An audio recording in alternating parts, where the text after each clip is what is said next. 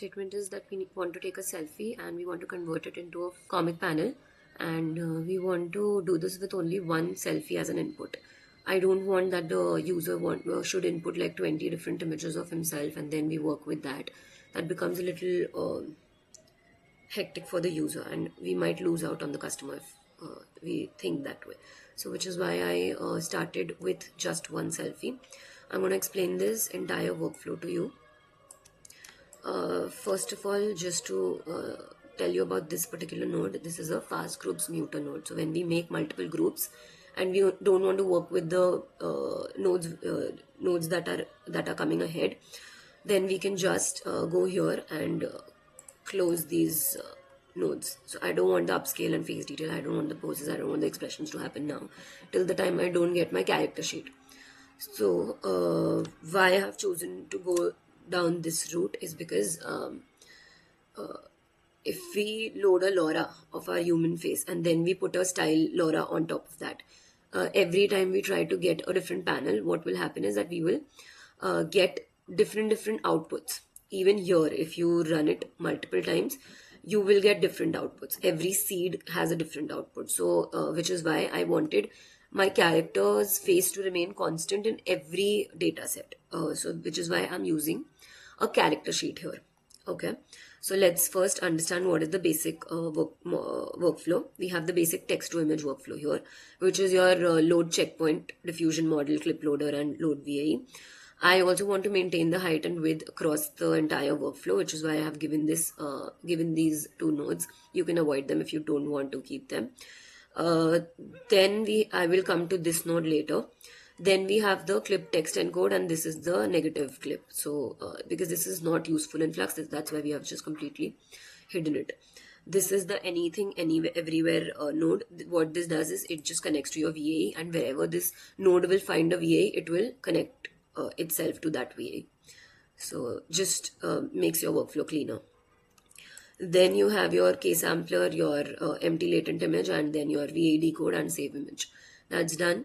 The problem statement was that we wanted to convert one selfie. Now, one selfie that we can pull from a particular image, right? We want to pull that particular image. So which is why I'm using pull ID. You can also, there is also, in the last assignment, I had used STXL, and in there I had used instant ID. But for now, I wanted to experiment with pull ID because pull ID has been found to be better than instant. Okay, so we have the normal apply pull ID over here. This is where all the function happens. It will pull the image features and everything from this particular in this particular node, and these are all the different inputs that you need to give to the pull ID. Weight I have kept as 0.95 because I want a strong resemblance. I'm starting at 0.1 because first I want the character sheet to develop a little bit. Then I want the face to be applied. So that's that. I'm gonna come here now. The second thing that we need is a character sheet. Why do we need a character sheet? Because like I told you, I want multiple poses in one image. I don't want to go again and again for one image, which it will pixelate the things, and we will have to scale it up, upscale it up afterwards. But for now, this is what will give us the best possible results. This is a front facing pose, side, back, medium shot, and these are all the different angles from the face, like side, up and down.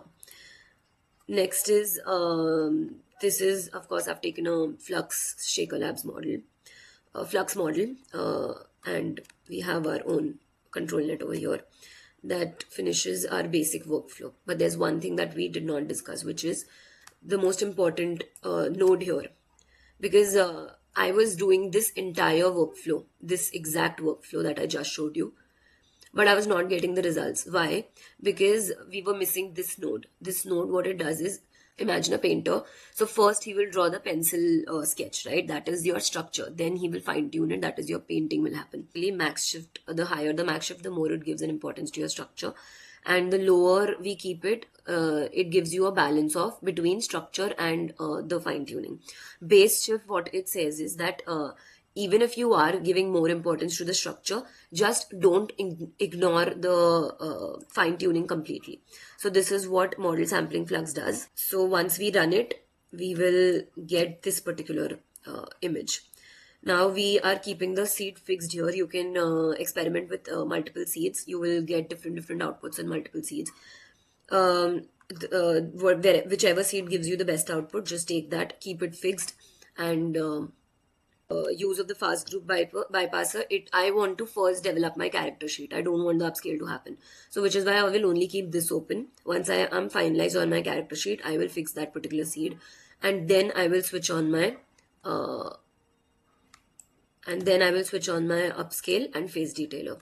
Okay, once that happens, I want to this is the image that we got, but it is extremely pixelated. If I zoom in over here, this entire image is extremely pixelated. You see this, how these images are not really great. So we want to run it through an SD upscale. Now these are all different nodes. We will keep the denoising little less because we want it to work on the same image, like we want to work on the same SD upscale image. We will also keep our steps to 20, CFG to 1, and we will keep the seed fixed. But make sure that it is not the same seed that was there in your VAD code, because otherwise it will work on that, like over on top of that seed, which is not what we want. We want to create a different image, right? We want an SD upscale to happen on top of that image, so a different seed will work there.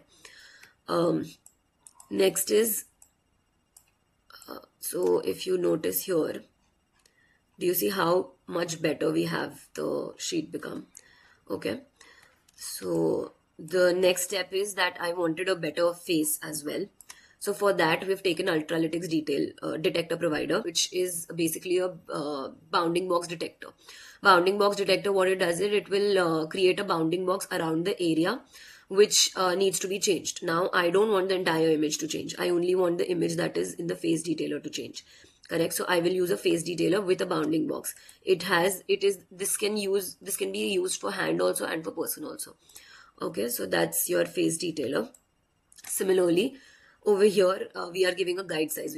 Why we are giving this guide size is because we want the resolution to pick up the face, not the entire image. So we are deliberately giving a guide size over here. Then seed, again, we will be changing the seed because again, the same logic applies here. Fixed seed because we want to work ahead in the workflow and we don't want it to keep on changing. Now, steps is 21, that is denoise is 0.8, feather 5, so all of this. Now, what we want to do is we want the B-box threshold to be a little around 0.5. This is basically the confidence factor. If the node is confident that 0.5%, this is definitely a face, only then it will create a bounding box. This helps when there are a lot of people in the picture which have like smaller faces. If you keep it low, it will detect even those faces. If you keep it high, it will only detect the main face. So that's your B-box threshold. Similar for B-box dilation. B-box dilation, what it does is it expands or shrinks the bounding box around each object or hand. Positive value means increases the size of bounding box. Negative means shrinks the size of the bounding box. So that's your B-box dilation. Crop factor is that it makes sure that the whatever it has selected, it's in the center of the frame and not in like towards the right or towards the left. Then we have B-box padding. So whatever mask is created, it adds padding around that area so that when the inpainting is happening, it is proper. Blending should happen properly. So basically what this Ultralytics is doing is it is creating an inpainting workflow and then it is working on top of that. Okay, that's why we are over here seeing inpaint model and noise mask feather tilted and good. Next up we have now the image is completely upscaled. So now what we want to do is we want to crop all the different poses that we have. So we will be doing that with image crop. Now all the width and height over here is of course different depending on where in the image we have that. Upscale, we are first upscaling the image again and then we are giving it to all the image crops and it is basically giving us the poses. Once we have all the poses, then we want different expressions because in a good data set, you will have multiple poses, you will have multiple expressions, you will also have pictures with backgrounds. So right now we are not doing the backgrounds thing here. We will have a separate workflow for that. But we are at least doing the expressions because we want to take from this particular image and we want to give the expressions here. Do you see how this is a wink, but it is not winking properly? So we need to play with the parameters. This is the source image that we are taking from here, and this is all the things that it can do. Blink or rotate, roll, rotate your pitch.